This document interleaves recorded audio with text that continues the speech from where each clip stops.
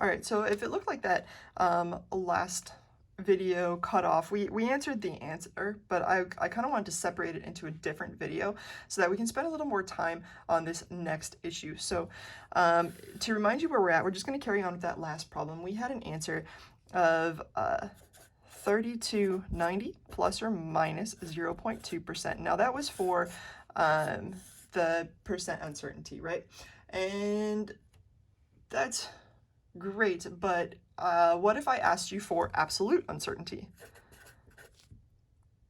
So let's write absolute uncertainty.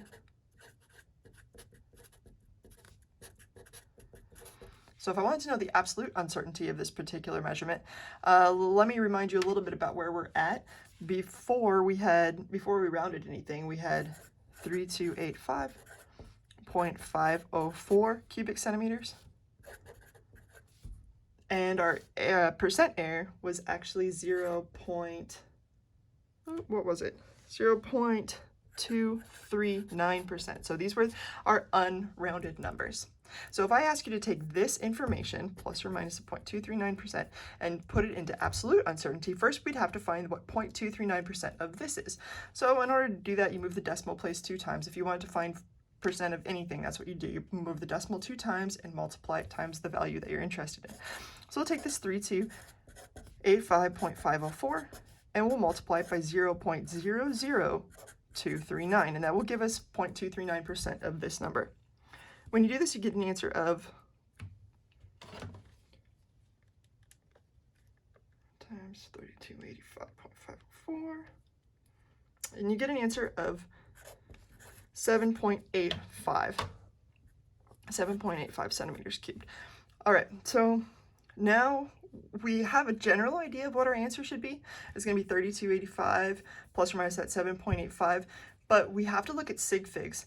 And I'm kind of glad that I didn't mean to give this example, but I did, and I think it's really important that we understand, and I think it shows up in your homework once, so it actually worked out really well. And that example is this.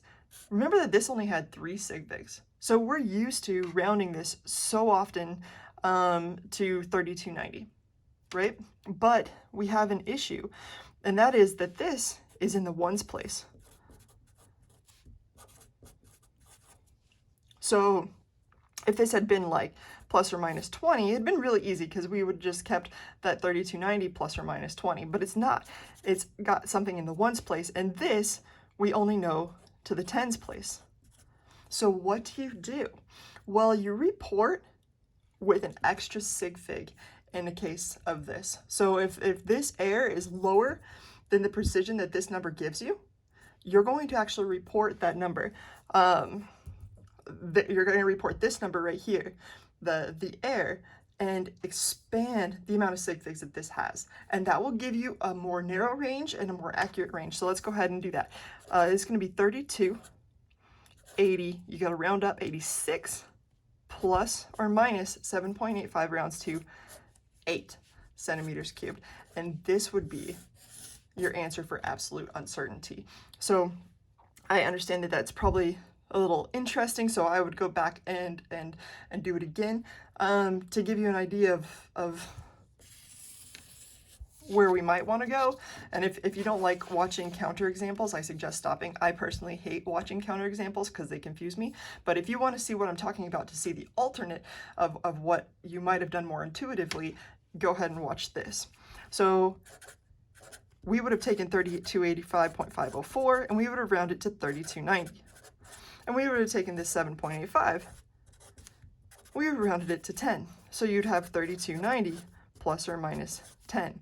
But as you can see, this is a much larger range. Plus or minus 10 is taking you from 3280 to 3300. Whereas this is a much narrower range. What is that? 3278 to 3294, I believe. So this is a much narrower range than this one, and that's why this one is what we're going to go with.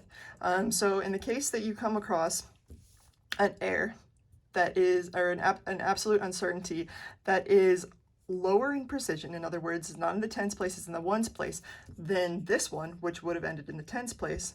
In that case, you actually keep an extra sig fig, you kind of lie, and you're not used to that probably, and you report it this way. So this is the correct way, this is the not correct way, and I hope that helps.